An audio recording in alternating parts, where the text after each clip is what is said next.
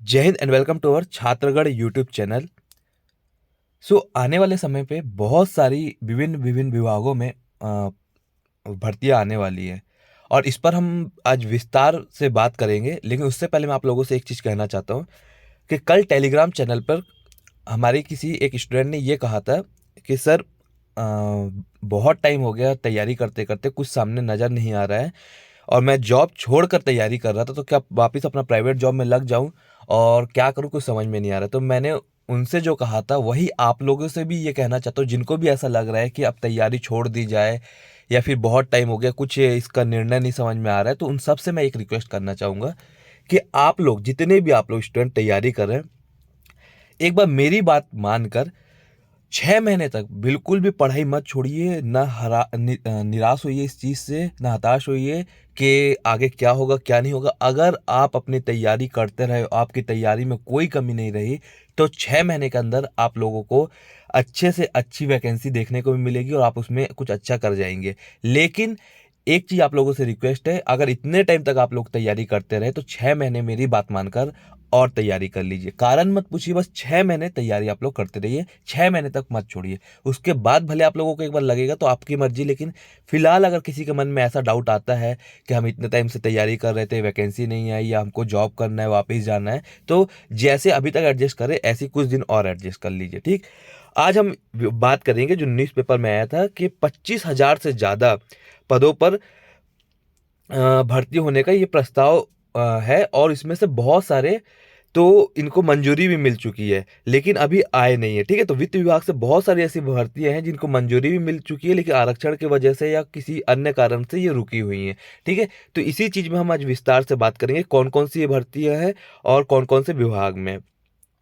एक आप लोगों से और छोटी सी रिक्वेस्ट है, प्लीज़ अगर आप लोगों को हमारा काम अच्छा लग रहा हो या लगता है कि हम आप लोगों के लिए सीरियसली मेहनत करते हैं, तो उन सभी से रिक्वेस्ट है जो चैनल को सब्सक्राइब नहीं करें, प्लीज़ इस रेशियो को ज़्यादा करिए।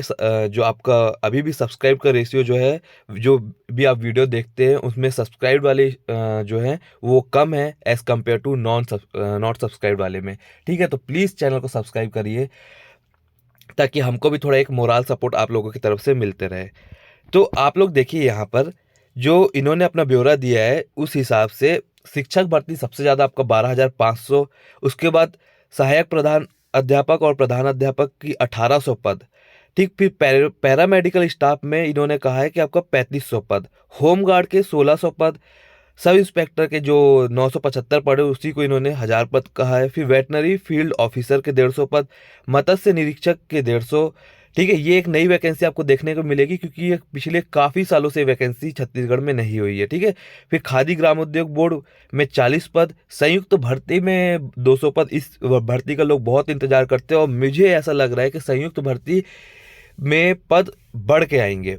ठीक है, और इन्होंने यहाँ पर जो जो चीज़ मेंशन नहीं करी उसके भी हम बात कर लेंगे इसके बाद। वन रक्षक के आपके 600 पद, वन क्षेत्र परिक्षेत्र अधिकारी के 70 पद, आयुष विभाग में आपके 1,431 पद है, महिला बाल विभाग में पर्यवेक्षक के 300 पद, पीएससी के 210 पद जो कि ऑलरेडी इसका नोटिफिकेशन आ चुका है। ठीक, इसके बाद न्यायाधीश के आपके 48 पद और अन्य विभागों में 1,500 पद प्रस्तावित है। ठीक है, तो ये अन्य विभाग में इसमें आप नोट कर सकते हैं कि एक आपका इसमें ये एडीओ को इन्होंने इसमें मेंशन नहीं किया है। साथ में इन्होंने आपका पुलिस विभाग में सीएफ को, इन्होंने सीएफ डीएफ को जो वैकेंसी आती है इसको इन्होंने मेंशन नहीं किया है। इसको मेंशन नहीं करने का रीज़न ये है कि जब भी पुलिस विभाग की वैकेंसी बोल देते हैं ना, तो उसके बाद लोग बहुत ज़्यादा तैयारी करते हैं, फिर बोलते हैं, और पुलिस विभाग की एक ऐसी वैकेंसी होती है जो इन लोग जल्दी कंप्लीट कभी नहीं करा पाते। तो इसको ये चुनावी मुद्दा बना के जरूर निकालेंगे, लेकिन ये निश्चित रूप से 2023 में वैकेंसी आएगी।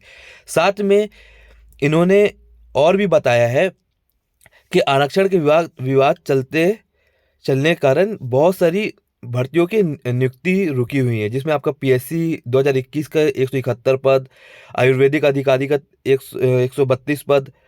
ठीक है, राज्य वन सेवा परीक्षा के 200 पद जो थे असिस्टेंट डायरेक्टर के हो गए। उसके बाद ये भृत्य के भी पद रुके हुए हैं, राज्य भर्ती अभियांत्रिकी सेवा परीक्षा, ठीक है, ऐसे करके बहुत सारे ऐसे एग्ज़ाम हैं जिनके रिजल्ट रुके हुए हैं, ज्वाइनिंग रुकी हुई है, ठीक। तो कहने का मतलब अब ये है कि आरक्षण विवाद के बीच नौकरियों की बाहर लाने की तैयारी। अब यहाँ पर ये सोचा जा रहा है कि अगर आरक्षण का जो मुद्दा है वो सॉर्ट आउट हो जाता है तो ठीक है, सॉर्ट आउट नहीं होता है तो हम बिना रोस्टर के एग्ज़ाम कंडक्ट कराना चालू कर देंगे, जो कि एक आप लोगों के लिए पॉजिटिव न्यूज़ है। अगर एग्ज़ाम, देखिए मैं शुरू से आप लोगों को एक चीज़ कह रहा हूँ, अभी भी ये बात बोल रहा हूँ कि देखो दिसंबर तो ख़त्म हो चुका है, अब जनवरी से लेके इनके पास मई तक टाइम है, ठीक है। ये आपके जो 4-5 महीने का टाइम है, यही टाइम है, क्योंकि जून जुलाई जो रहता है, जून जुलाई में आपका एंट्रेंस एग्ज़ाम होंगे, ठीक है। जून जुलाई में होता है आपका एंट्रेंस एग्ज़ाम, मतलब जिनको नहीं पता बता दूँ, पीईटी, पीएमटी और ये दुनिया भर के जो एग्ज़ाम होते हैं एग्रीकल्चर वाले के, तो जो 12th के बाद जो एग्ज़ाम एंट्रेंस एग्ज़ाम रहते हैं कॉलेज जाने के लिए, तो वो 1-2 महीना व्यापम कराता है। तो वो अपने सीक्वेंस से हमेशा चलता है और इनको प्रायोरिटी ज़्यादा दी जाती है as compare to government job की जो तैयारी कर उन स्टूडेंट को, क्योंकि ये उनको ऐसा उनका मानना है कि अगर इसमें हम लेट करेंगे तो बच्चों के 1 साल बर्बाद होते हैं, लेकिन गवर्नमेंट जॉब में बच्चों के 5-5 साल बर्बाद होते हैं, वो उनका मानना नहीं रहता है कभी भी, ठीक है। और आपने देखा भी होगा, जैसे अभी हाल फिलहाल में ही एक एंट्रेंस एग्ज़ाम के लिए उन्होंने पुराने रोस्टर के हिसाब से बोला कि उनके बच्चे लोगों का चयन किया जाए। तो देख लीजिए कितना ज़्यादा प्रायोरिटी मिलता है एंट्रेंस एग्ज़ाम वाले को। तो इतना तो तय है कि आपका जून जुलाई में जो रहेगा वो एंट्रेंस एग्ज़ाम होंगे, तो उस टाइम आपका मतलब व्यापम आपके कॉम्पिटिटिव एग्ज़ाम को कंडक्ट नहीं करा पाएगा। फिर एक आध महीना और बच पाएगा, अगस्त के आसपास 1-2 महीना बच पाएगा मुश्किल से, नहीं तो आपका आ जाएगा आचार संहिता, उसके बाद एग्ज़ाम नहीं होते, सबको पता है औपचारिक रूप से, ठीक है। तो कहने का मतलब है 5 महीना अभी के है, ये बहुत ही क्रूशियल टाइम है। इस टाइम में गवर्नमेंट अब कोई भी रिस्क नहीं लेना चाहेगी। यही एक सरकार है जिसने बहुत ज़्यादा आपका रोजगार के लिए बात किया है कि हम रोजगार बढ़ाएंगे, रोजगार देंगे। अब इसी गवर्नमेंट के ऊपर एकदम कांटा लटक रहा है कि आपका रोजगार की बात जो वादा थे कहाँ पे है करके, ठीक है। हर जगह जाके कांग्रेस सरकार ने अपने रोजगार का परचम लहराया है, ठीक है, कि हमने इतने रोजगार दिए। तो अब वो काम करना चाहती है और भूपेश बघेल भी कंटिन्यू ये बोल रहे हैं हर उसमें अपने कॉन्फ्रेंस में कि मुझे बहुत सारी भर्तियां करानी है लेकिन आरक्षण का रुका हुआ है। तो रोस्टर आ पाए टाइम पे या नहीं आ पाए, निश्चित रूप से एग्ज़ाम तो होंगे ही होंगे अब आने वाले 1-2 महीने के अंदर। और घाटा इसमें किसको होगा पता है? जो इन सबको टाइम को यूटिलाइज़ नहीं कर रहा है और बैठा है सिर्फ़ जब रोस्टर आएगा या फिर नोटिफ़िकेशन आएगा या डेट आएगा तब मैं पढ़ूँगा, तो उसको बहुत घाटा होने वाला है। पेपर हो जाएगा उसके बाद कोई मतलब नहीं, भले आपका साल भर बाद रिज़ल्ट आए, लेकिन आपका तो पेपर बिगड़ गया ना। आपका पेपर बिगड़ जाएगा तो फिर आप क्या ही कर लेंगे? तो इस चीज़ को समझिए, इसकी अहमियत समझिए कि पढ़ाई करना ज़रूरी है। सिर्फ़ इन्हीं सब चीज़ में लगे रहने से कुछ भी नहीं होगा। एक बार पेपर हो गया, ठीक है? उसके बाद रोक दिए ये, आपका तो काम खत्म हो गया ना। अब तो गवर्नमेंट का काम है, रोस्टर आए या नहीं आए उसके बाद वो रिजल्ट देगी, तो उसके लिए आप कुछ नहीं कर पाएंगे। जिनको सिलेक्शन लेना होगा 1 साल बाद सिलेक्शन उनका ज्वाइनिंग आएगा और सिलेक्शन ले जाएंगे, लेकिन आपको पछतावा होगा।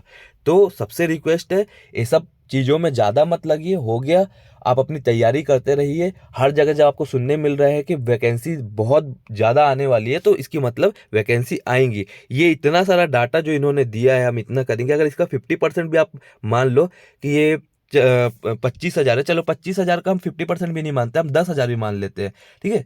ये अगर बोल रहे हैं कि हम 25,000 वैकेंसी लेके आएंगे, अगर इसका 10,000 भी मान लें, 10,000 वैकेंसी लेके आ जाएंगे ये, तो आपका काफ़ी होता है। इतना 10,000 में आप कहीं पे भी सिलेक्शन ले सकते हैं। तो कहने का बस एक ही तात्पर्य है, मेहनत करते रहिए, सही समय आएगा। अगर अभी नहीं चल रहा है तो सही समय आएगा ज़रूर, और उसका आपको लाभ उठाना है। और लाभ उठाने के लिए तरीका मैंने बता दिया कि जो ये अभी आपका टाइम है इसको यूटिलाइज़ कर लीजिए, ठीक है। फालतू इधर और उधर ज़्यादा मत पढ़िए, इनकी उसकी बात मत सोचिए। बस ये सोचिए कि एग्ज़ाम तो होगा, चुनाव से पहले एग्ज़ाम तो होगा, चाहे कुछ भी हो जाए। तो हमको भी कुछ भी हो जाए सिलेक्शन लेना है उस एग्ज़ाम में, भले वो उसका रिज़ल्ट 1 साल बाद आए, लेकिन हमको ऐसा करना है कि हमारा जब भी रिज़ल्ट आए हमारा तो उसमें नाम हो, बस, ठीक है। मिलते हैं हमारी नेक्स्ट वीडियो में। अगर बात अच्छी लगी हो तो प्लीज़ लाइक करके अपना सपोर्ट दीजिए, और आपकी क्या राय इन सब में ज़रूर हमको कमेंट करके बताइए, क्योंकि आपके मैं कमेंट पर्सनली हमेशा देखता हूँ और मैक्सिमम कमेंट को कोशिश करता हूँ आपको रिप्लाई देने का भी, ठीक है। जय हिंद, जय भारत।